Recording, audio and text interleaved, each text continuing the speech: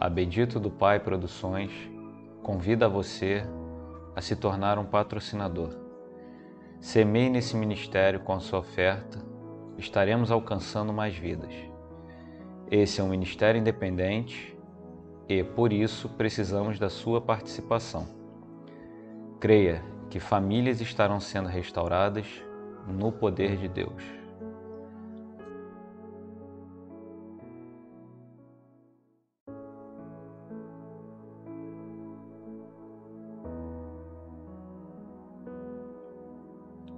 A Bendito do Pai Produções tem o prazer de apresentar o livro Divórcio, a Maldição do Crente.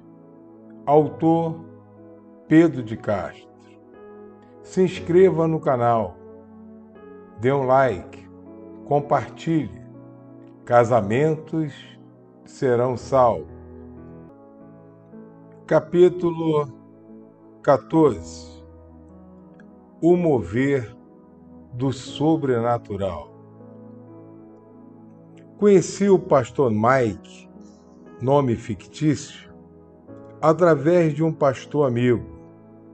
Eu não imaginava, em momento algum, como estava a vida sentimental e muito menos a conjugal do pastor Mike. Já havia um plano de Deus nessa amizade que ali se iniciava. E veremos neste capítulo como estava e o que aconteceu pelo simples fato de confiar plenamente no Espírito Santo. O pastor Mike, na época, obreiro do Senhor, tinha uma vida sentimental muito traumatizada e conheceu a sua esposa dentro de uma igreja evangélica e se casaram. E foi um casamento muito bonito e abençoado por Deus. E tiveram 2 filhas muito bonitas. Tudo o que qualquer homem desejaria. Ele falava que a separação nunca aconteceria em sua vida.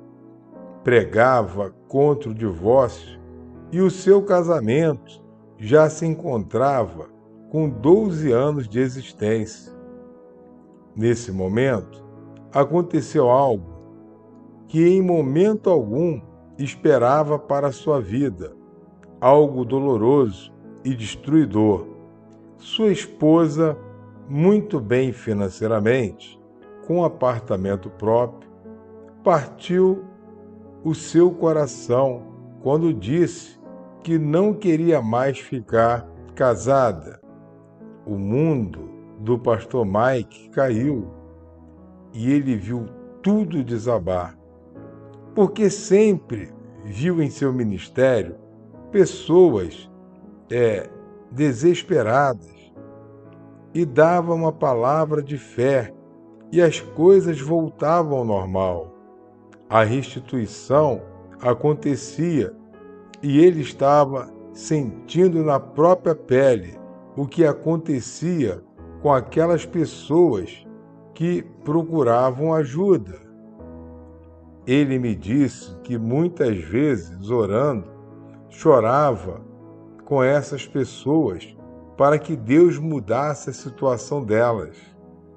O pastor Mike nunca imaginou que um dia isso aconteceria com ele. Um dia, por ser homem de Deus, por estar sempre dentro da igreja, fazendo a obra de Deus, achava que estava agradando a Jesus. Ele se achava um super-herói, mas aprendeu que precisava estar ligado à videira verdadeira e não apenas dentro de uma igreja, tendo assim um casamento santo, uma vida voltada também para a sua família. Ele achava que o casamento era só trabalhar para manter a casa, pagar as contas, etc.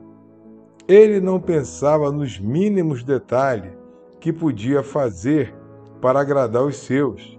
E o diabo, sabendo disso, entrou no seu casamento e o destruiu. O pastor Mike começou a sofrer muito, porque as pessoas lhe procuravam e ele, mais do que nunca, tinha de falar de fé, algo que lhe era contraditório, porque o que ensinava não estava vivendo, por não ter a sua esposa ao seu lado. Ele era sabedor que neste momento ela já estava nos braços de outro homem. Ela, por sua vez, foi viver a vida dela e quase 4 anos de separação. Teve vários relacionamentos fora do seu casamento. O pastor Mike continuou firme, sozinho, pregando o Evangelho, esperando Deus fazer brilhar a luz da restauração em sua vida. Numa hora acreditava em Jesus, em outra não mais. Ele pregava sobre o assunto, mas ao mesmo tempo chorava quando fechava a igreja e ia dormir. Via em sua mente que a sua esposa estava nos braços de outro homem. Um certo dia, pegou suas filhas para fazer um lazer e a sua esposa foi junto. Ele disse que ele seria a última pessoa que ela queria ao seu lado e disse, mas que não tinha como voltar para ele e ia construir a sua vida com outro homem, casando-se com esse e sendo feliz. Isso arrebentava o coração do pastor Mike e o pastor clamava dizendo, Jesus, o Senhor, onde está? Olha para mim. E eu dizia ao pastor Mike, tende fé em Deus, porque Ele vai mudar a sua vida. E ele pegava essa palavra e guardava dentro de seu coração. E quando ia pegar suas filhas para passear, tinha sempre um outro homem com a sua mulher. Imagina o que passava em seu coração. Ele queria tomar uma atitude de homem terreno, bater, espancar, etc. Mas vinha logo o Espírito Santo e falava ao seu coração, você não prega o amor? Não diz para o povo usar a fé, que nos momentos difíceis, somente a fé em Jesus tem poder? Cadê a tua fé? E isso lhe acalmava. Ele usava as suas filhas como pretexto para ver a sua esposa. Hoje, elas dizem quantas vezes nós sofremos juntos. Os seus desenhos que faziam para o pai era sempre os 4 unidos como uma família feliz. E isso ia lhe fortalecendo.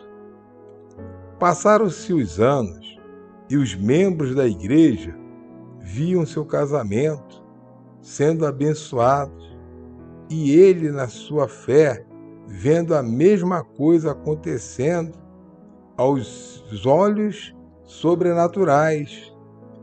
Até que Jesus usou um pastor que o chamou e disse-lhe que convidasse a sua esposa para um atendimento pastoral.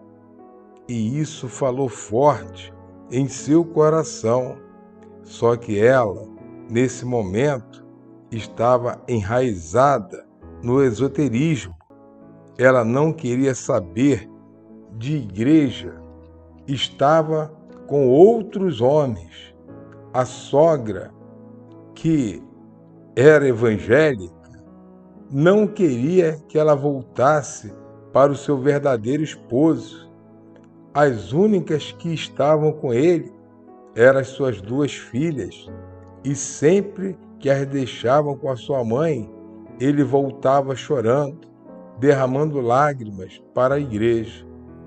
Até que ela, relutando muito, foi a esse atendimento pastoral. O pastor leu as Escrituras Sagradas e disse que o divórcio não vinha de Deus, e se ela quisesse passar sua eternidade no céu, que voltasse para o seu marido ou partisse para o celibato, porque a família é a obra-prima de Deus, a maior instituição que o Senhor deixou do planeta Terra. E isso entrou no coração dela, ao ponto de dizer que nunca tinha ouvido o que ouviu com a Bíblia aberta a esse respeito em lugar nenhum. Dias após desse atendimento, o pastor Mike resolveu tirar suas filhas de sua esposa. Foi até a sua casa e, chegando lá, a esposa, querendo falar com ele, e lhe disse que queria voltar e restituir o seu casamento. Naquele momento, o pastor Mike esqueceu de todo o sofrimento que lhe foi causado pela dor, não somente da separação, mas também das traições. Ele passou por cima de tudo, abraçou-a, choraram muito e foram procurar um novo lugar para morarem. Hoje, mais do que nunca, acredita no mover do Espírito Santo e que o casamento é de Deus. Sua família está unida. A família do pastor Mike está nas mãos do Senhor e são felizes. O que era impossível aos olhos naturais e dos familiares, Jesus realizou, e essa é a história de milagre proporcionado por Deus na vida do pastor Mike, de sua esposa e de suas 2 filhas, para a honra e glória do nosso Senhor Jesus. E conhecereis a verdade, e a verdade vos libertará. João 8, versículo 32, tradução Revista Atualizada. Liberte-se dos conceitos e dos preconceitos e viva o que as Escrituras Sagradas ensinam. Lembre-se, o Senhor não te chamou para a escravidão, e sim para uma terra e que mana leite e mel. Vivam conforme as Escrituras e sejam abençoados. Jesus é lindo e maravilhoso e quer o seu bem, e não conheço outro. Porque ele livrará ao necessitado quando clamar, como também o aflito e os que não têm quem o ajude. Libertará a sua alma do engano e da violência, e precioso será o seu sangue aos olhos dele. Salmo 72, versículos 12 e 14. Pegou o espírito da coisa? Clamar é gritar. O Senhor precisa ouvir a tua voz e visualizar total dependência a Ele. Conhece alguém que é vítima de maus-tratos? Não compre a briga de ninguém. Ensine a usar a fé. Só Ele pode tirar a pessoa da cegueira, da mentira que vive e da violência que ele anda sofrendo, ou ela. Mas ninguém. Não seja terreno. Seja totalmente, meu amigo, minha amiga, um ser espiritual. Capítulo 15. Como devemos enxergar a união conjugal? Numa união entre duas pessoas do sexo oposto, entendemos que é realizado um sonho de Deus na vida do casal. E isso é uma dádiva divina, sendo eles cristãos ou não. Não é algo terreno, a vida a dois, como muita gente acha. Até mesmo dentro das igrejas evangélicas, existe esse tipo de raciocínio. Casou e não deu certo, parta para outra. Mesmo que os nossos corpos sejam ainda mortais, o ato da união conjugal é divino e sagrado e sobrenatural. Já não somos mais pessoas naturais. Quando você casou-se, talvez não tinha esse entendimento, mas depois deste livro, você entende que o casamento não é mais algo natural. Não vivemos mais para este mundo, embora aqui estejamos, ainda que os olhos humanos venham detectar sermos humanos, e isso é a realidade aos olhos naturais. Você não é mais natural. Você é um ser sobrenatural de Deus. Você é um ser espiritual. Você deve pensar e agir como um ser espiritual. Então há uma diferença, como as Escrituras dizem.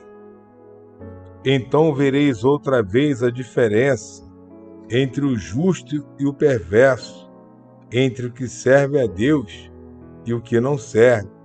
Malaquias 3, versículo 18, tradução, revista atualizada. Sendo você alguém espiritual, ficará bem mais fácil de entender que o casamento é um voto realizado com uma outra pessoa, a qual está habitando debaixo do mesmo lar que você, e o Senhor será testemunha de tudo o que for dito de um para com o outro, até o grande dia do juízo final. Só relembre, houve um dia de trocas de olhares, trocas de beijos, promessas de estarem juntos para todo sempre, ainda que tenham apenas sido casados em um cartório de registro, planos futuros de uma vida a dois, sonhos revelados de um para com o outro, para que tudo fosse sempre de bem a melhor, promessas de juntos crescerem e conquistarem os seus objetivos, e etc. Foi feito isso? Sim ou não? E o que tem impedido de ver esses sonhos realizados ainda hoje? Você é espiritual. Acabou o tempo de ficar contando história e assumir a condição de servos abençoados. Certa vez eu aprendi uma frase que de muitas, essa eu carrego e quase sempre expresso nos atendimentos que dou sobre a vida sentimental, conjugal, aos que me procuram pedindo ajuda. E tenho certeza que essa frase nunca mais sairá do seu coração. O povo de Deus deve parar de ficar se lamentando, tentando achar justificativa para a situação caótica em que vivem amargamente a dois e assumir o que lhe é de direito, a palavra redentora do Senhor Jesus que diz: e se alguém está em Cristo, é nova criatura. As coisas antigas já passaram e eis que se fizeram novas. Da carta aos Coríntios, capítulo 5, versículo 17, tradução Revista Atualizada. Como já dissemos, casamento pode ser comparado a um voto feito de um para com o outro, e tem de quebra o Senhor como testemunha. Vamos meditar nisso? Não te precipite com a tua boca, nem ao teu coração se apresse a pronunciar palavra alguma diante de Deus, porque Deus está nos céus e tu na terra, portanto, sejam poucas tuas palavras, porque dos muitos trabalhos vêm os sonhos, e do muito falar, palavras nécias. Quando a Deus fizer algum voto, não tardes em cumpri-lo, porque não se agrada de tolos. Cumpre o voto que fazes. Melhor é que não vote, do que vote e não cumpras.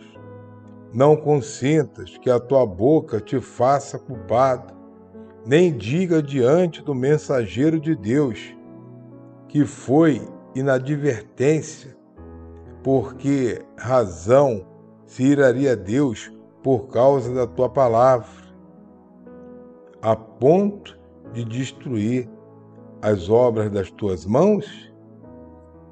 Porque como na multidão dos sonhos há vaidade, assim também nas muitas palavras, tu, porém, teme a Deus. Eclesiastes, capítulo 5, versículos do 2 ao 7, tradução Revista Atualizada. No começo de um relacionamento a dois, quantas juras de amor são distribuídas para que a conquista esteja estabelecida no casal. Há o desejo de estarem sempre juntos, principalmente no namoro, e é colocado muitas vezes a família em segundo plano, não é verdade?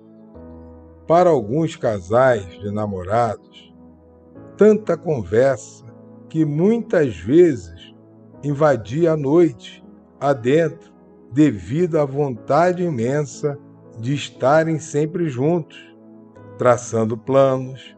Alguns deixavam de estudar, outros de saírem, tudo para estar em sintonia. Na verdade, um vivendo em função do outro, sempre. Porque após o casamento realizado pelos pombinhos, esse sistema de entrega não continua na maioria dos casais. Por que fazerem talvez vista grossa dos erros de um para com o outro, por não serem totalmente verdadeiros? Casaram-se e querem continuar levando uma vida de solteiro, solteira. Como alguém um dia disse, vida de solteiro, de solteira, isso não te pertence mais. Um exemplo simples, mas que destrói muitos lares no dia a dia. O camarada casou-se e nunca comunicou à esposa, na época de namoro, que gostava muito de futebol. E agora o futebol está na frente da mulher. Ela não está nem mais em segundo plano, porque os amigos do futebol já substituíram. Um outro exemplo, também muito simples, mas que se torna uma praga na vida do casal. A moça está casada, mas não consegue sair da casa da mãe, das irmãs ou amigas. A sua vida é um livro aberto para todos, menos para o seu marido. Difícil de aceitar é quando o homem não sai da barra da saia da mãe, o famoso banana podre. Deus te livre dessa turma. Nunca seguram nada, só andam em função da mamãe. Jesus tenha misericórdia dessa tropa. Casamento, meu amigo e minha amiga, não é apenas viver um em função do outro, mas também em função de Deus. Chame a outra parte, peça perdão, acerte o que não vinha funcionando. Houve traição? Houve o quê? Salve o seu casamento. É o traído, o injustiçado ou a vítima, ou que estiver na fé, peça perdão à outra parte. Olhe para Jesus lá no Calvário. Foi chicoteado, mesmo sendo inocente. Quebraram a cana em sua cabeça, rasgaram as suas vestes. Pendurado como criminoso de alta periculosidade, cravaram prego em suas mãos, em seus pés, sem anestesias. E o que ele disse? Pai, perdoa-lhes, porque não sabem o que fazem. Lucas 23, versículo 34, parte A, tradução, revista atualizada. Levante a cabeça e lute por aquilo que verdadeiramente te pertence e use o nome de Jesus. O voto que você fez, o diabo não pode mais anular. Exige a saída dele, da pessoa que você ama, em nome de Jesus. Use essa fé e terá resultados surpreendentes. Lembre-se, você é um ser totalmente espiritual.